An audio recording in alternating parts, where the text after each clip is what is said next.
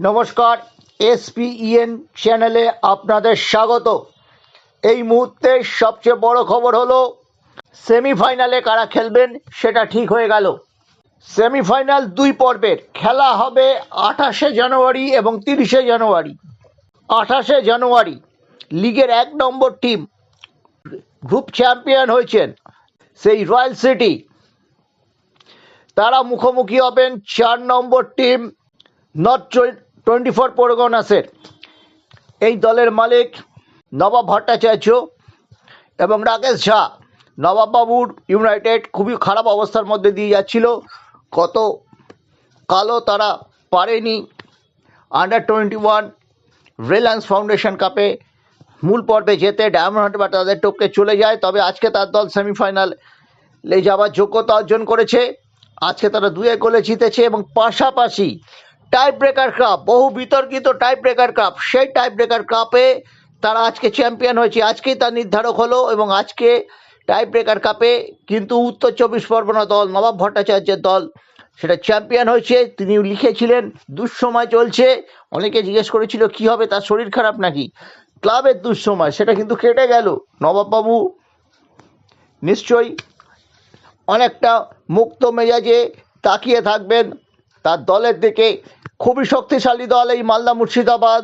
দলের coach ভবানীপুরের Saeed Rahman 14টা match খেলেছে, 7টা জিতেছে, মাত্র একটি হার, একটি সবচেয়ে কম তারা হেরেছে। যে কটা দল নকআউটে গেল, সেমিফাইনালে গেছে, তাদের মধ্যে তাদের হার সবচেয়ে কম। দ্বিতীয় নম্বরে কিন্তু আছে উত্তর 24 পরগনা।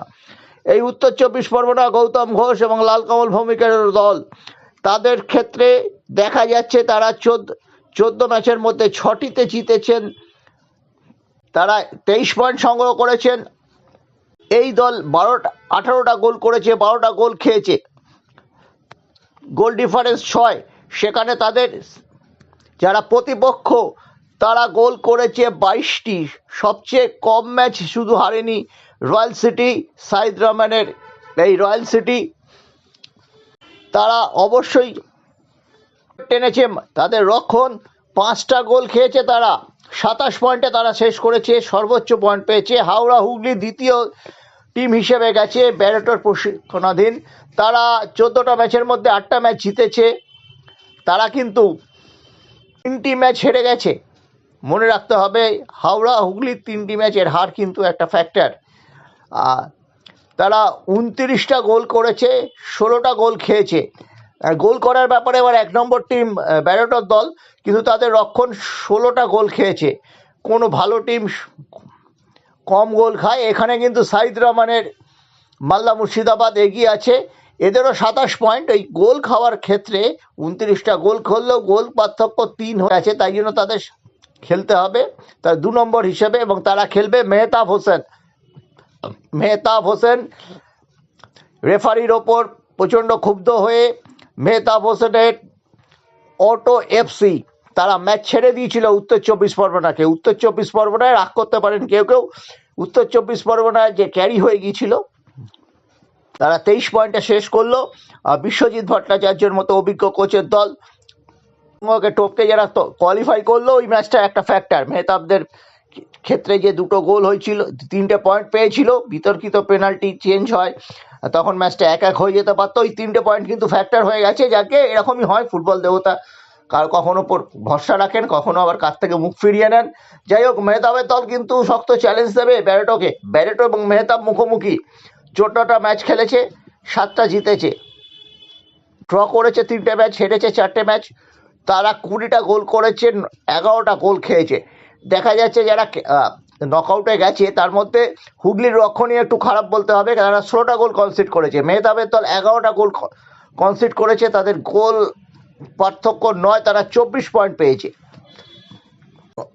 ব্যারেটোর দল আবার কলকাতায় অর্থাৎ ইস্ট বেঙ্গল মাঠে খেলবে 30 তারিখ। 2 পর্বের খেলা হবে। এই যে আপনাদের বলে রাখছি, 1 পর্বের খেলা হবে কল্যাণীতে, আর 1 পর্বের খেলা হবে ইস্ট বেঙ্গল মাঠে। ভাবেই তমাল ঘোষালরা এই ফিক্সারটা করেছেন, সেদিক থেকে সমান দল আছে, সুযোগ সুবিধা তারা দিয়েছেন। এই যে 1 নম্বর দল, ইস্ট বেঙ্গল মাঠে খেলা হবে রয়্যাল সিটি ভার্সেস উত্তর 24 পরগনা, সেই ম্যাচটা হবে 30 তারিখে। হ্যাঁ, 30 তারিখ 1টার সময় এই দুটি দল আবার কল্যাণী স্টেডিয়ামে খেলবে 30 তারিখ বেলা 4টের সময়। স্লট এদের 1টা আর 4টে টিভির জন্য। 4টের সময় খেলার সুযোগ পাবে কল্যাণী স্টেডিয়ামে। 28 তারিখে মেহতাব ভার্সেস ব্যারেটোর লড়াই কল্যাণী দেখবে। ইস্টবেঙ্গল মাঠে সেই লড়াইটা দেখা যাবে 30 তারিখ। হ্যাঁ, কিন্তু ওখানে যেহেতু কল্যাণীতে ওরা 4টের সময় খেলবে, ওরা এখানে 1টার সময় খেলবে। এবং এই যে 4টে দলের কোচ ক্যাপ্টেন এদের নিয়ে একটা প্রেস কনফারেন্স হচ্ছে আগামীকাল দুপুরবেলায় ইস্টবেঙ্গল তাঁবুতে। এটা মিডিয়ার পক্ষে খুবই সুবিধাজনক। তারা এক ছাতার নিচে নকআউট শুরুর আগে বিএসএল এর কোচ ক্যাপ্টেন প্লেয়ারদের পেয়ে যাবে।